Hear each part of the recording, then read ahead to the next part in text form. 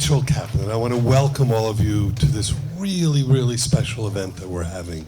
And I want to thank all of you for coming out. There are so many people that I know here who have done so much for this community that all of us at Books and Books want to thank you for all the work that you've done. And I want to thank Alan for bringing everybody together here at Books and Books to celebrate the publication of his book. It's really kind of remarkable when I saw all of you standing in the courtyard and to realize that we've been doing this for 40 years, and it's still thrilling to see the community come together. So it's a great thing. And tonight we're here to welcome everybody to this evening in which we're celebrating Alan Morris's new book, All In: How to Risk Everything for Everything That Matters. Alan Morris, as you all know, is the chairman and CEO of the Alan Morris Company, which is one of the largest award-winning developers of office, multifamily, condominium, hotel, and mixed-use projects in Florida and Georgia. In addition to being an officer and director of more than 100 different real estate-related companies, Alan is president of a charitable foundation and art museum. He's a graduate of the Georgia Institute of Technology and Harvard Business School and is pursuing postgraduate studies at Oxford University. He's also appeared as a leading authority on real estate topics. That's no surprise to me, and has authored numerous real estate articles and a monthly blog, Alan Morris on Real Estate. His mission and the mission of his company is to inspire, impress, and improve the lives of everyone they touch. His favorite saying sits on the edge of his desk facing visitors: how can it be done? And to moderate the discussion, engage Alan in discussion, we're pleased to be joined by Thad Adams. Thad is the past Chief Operating Officer of the Beacon Council and Vice President of Enterprise Florida.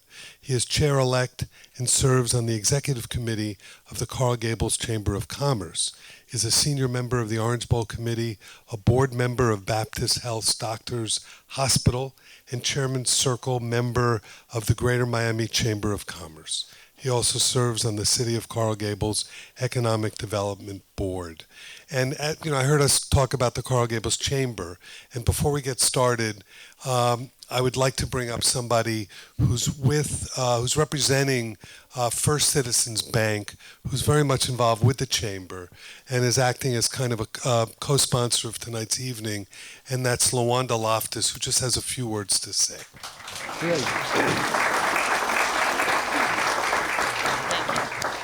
Hi, I'm LaWanda Loftus with First Citizens Bank. I'm the manager of our Coral Gables branch at 250 Palermo, and we sponsor the book club. Sarah's very involved in the chamber. We're also members of the GEM for Coral Gables Chamber, and we're happy to be GEM members.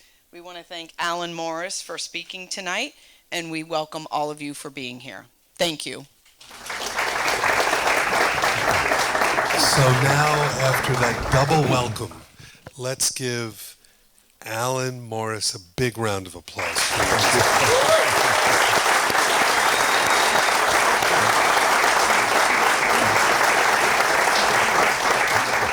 So just a couple of quick questions. So have I worked for Alan Morris for decades? Yes, I have.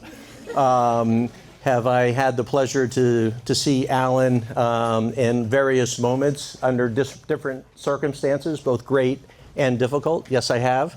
And do I like the book? Yes, I do. I love it. And am I getting my performance review next week? No, I've already had it. So no, truly, it's a pleasure to be here. I'm just here to ask questions. Alan's really gonna, I think, knock your socks off. So with that, let's jump in. So Alan, why call the book All In? Well, it's about the journey into the truth of our own lives and the truth of my life. And in order to do that, it's about looking all into the truth of my life. And with the men, the hundreds of men that we've worked with over hundreds of retreats, it's about going all in to our lives. And in order to do that, the second reason is that it's not a casual pursuit. It's about the most important thing that you can ever do in your life, and it requires you to do it all in, to go all in with the process of going all in. So, what's the book about, Alan? Well, I would say that in a nutshell, it's about discovering how you can turn the challenges, the trials, the traumas of life into jet fuel for your personal transformation. That you do not have to be a victim. That you can choose to take the traumas, the trials, the disappointments, and use that power to really transform your life, to take your life to a deeper level and a deeper level of joy, creativity, power, and passion. So, Alan, what does your subtitle mean? How to risk everything for everything that matters. Well, I would say the journey of looking into my own life scared the hell out of me. It was really, I did not want to go there. And I did not want to do this. And I like to think that I'm a reasonably educated and intelligent person, but I also have come to discover that I only seem to learn the really important things from pain. And pain in my life that has come to me in different ways at different times, like it has to each of us in this room in different seasons of our lives, can be the greatest opportunity. But it feels like I'm risking everything to step in to this unknown. But the rewards are healing and joy and restoration in relationships and in brokenness. And that healing and joy in those restored relationships are worth everything. So, how to risk everything, what seems like everything, for everything that really matters. So, really important question. What do you hope readers take away from the book? Hope. I hope that that you will find hope and encouragement in your journey at this season of your life where you are right now. And in that hope can reconnect with your passion, your joy, your creativity, and your clarity of your life calling. So in the book, you talk a lot about healing and you talk a lot about reconnection. So why do we need this? Well, if you just read the newspapers or just watch the news or just talk to your friends, you'll discover that the truth in the article that was just published in January of this year on a study of people in America, that 46% of adults in America feel extremely lonely. 43% of Americans, adults, feel that they have no significant, meaningful relationships. Think about that. 61% of young people, young adults, feel like they are severely lonely, which means that we are in a pandemic of depression and loneliness. And what's the result of that? The physical, emotional, psychological result of that is depression, is heart disease, is broken relationships, is isolation, is other forms of physical illness, and suicide, which is at a pandemic rate right now in our culture. And why is that? Because people are disconnected and they're isolated, living in their own private lives, and they don't know how to get out of that. And those men in the group know what it's like, because we've been trained since childhood. If you hurt and you feel something, don't feel that. If you scrape your elbow, put dirt on it and rub it off. Shake it off. Take another lap around the track. If you have a feeling, keep it to yourself. Women cry, children cry, not men. And so we've been trained and taught, to a large part, to disconnect from and not honor our feelings. And because of that, we stay both in isolation from others and we stay in isolation from ourselves. To me, one of the biggest game changers and paradigm shifts for me were blind spots. So how can someone recognize the blind spots in their life? Well, I got the greatest illustration of that not long ago when I was backing out of our garage here in Coral Gables. I've done this 1,000 times, and I was in a hurry. I checked the rearview mirror. I looked out the side window, said all clear, stepped on the gas. I was in a hurry. I had to get to the office. And I heard this horrible screeching sound of metal on metal all the way down the side of my car.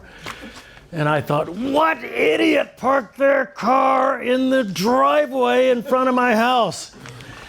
And then I thought, okay, I'm curious.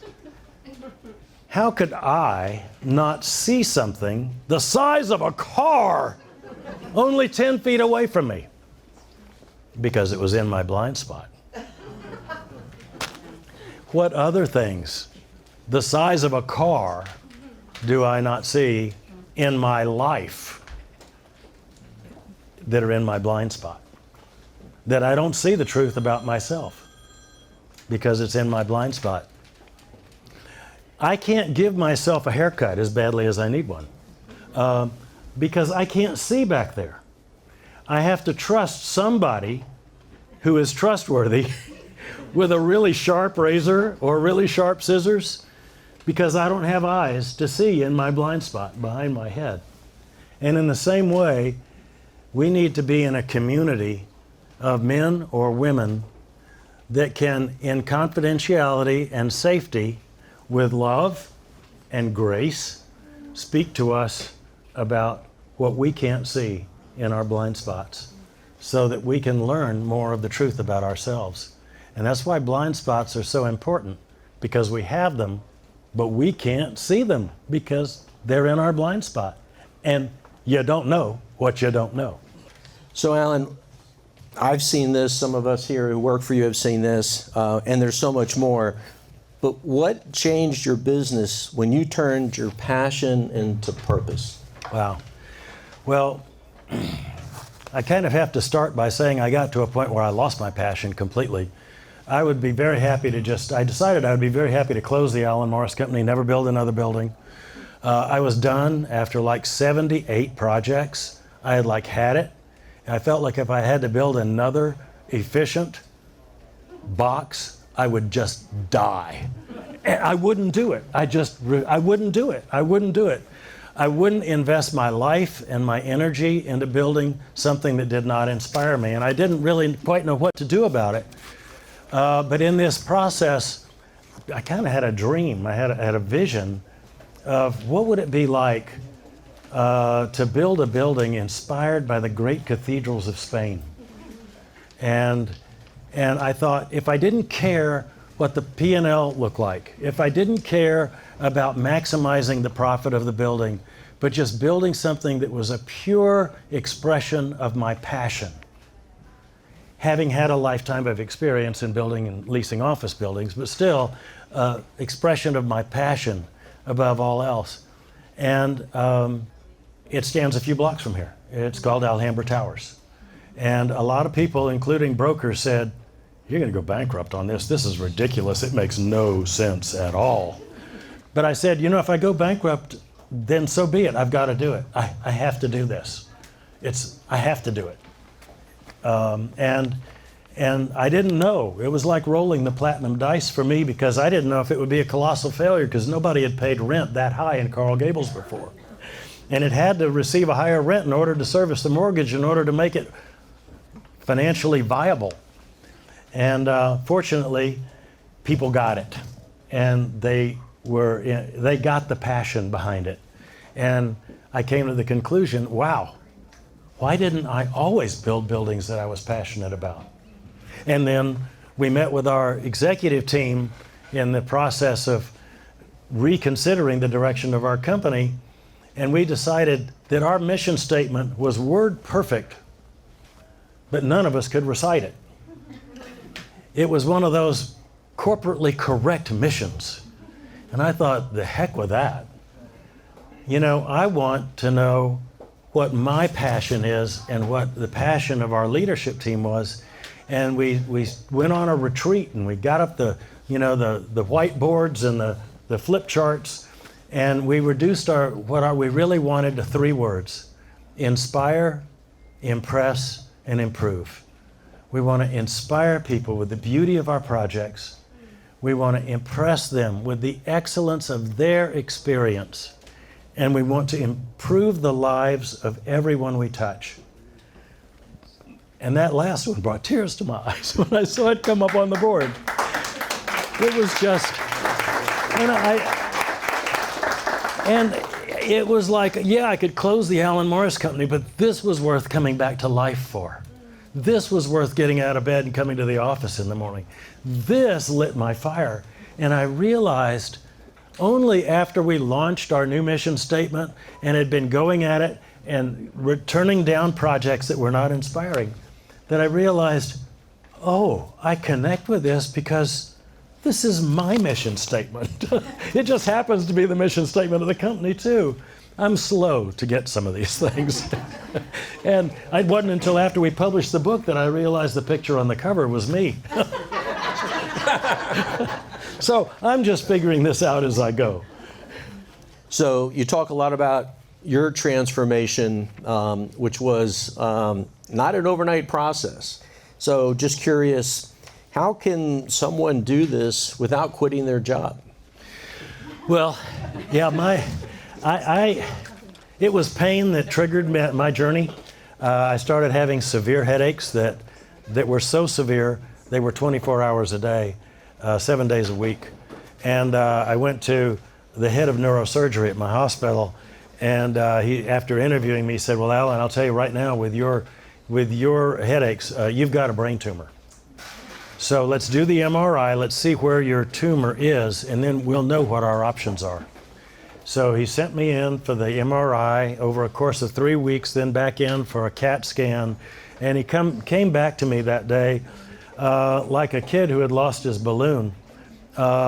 He was dejected and shuffled into the examination room, and he said, look, I don't know what to tell you, Alan, but your tumor, I mean, I've met with the radiologist, I've examined the films myself, and your tumor is not there. I said, well, why are you calling it my tumor? He said, well, he didn't think that was funny. He said, I can give you pain medication, and I can give you muscle relaxants and beta blockers so you won't be in any pain. I said, really? Is that the best you got? He said, I don't know what else to tell you. Now, this is a really smart guy, right?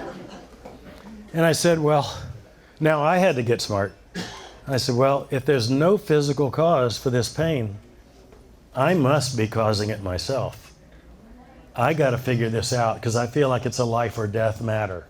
Because I feel like if I don't figure this out, how I'm causing these severe headaches, I'm going to have a real brain tumor.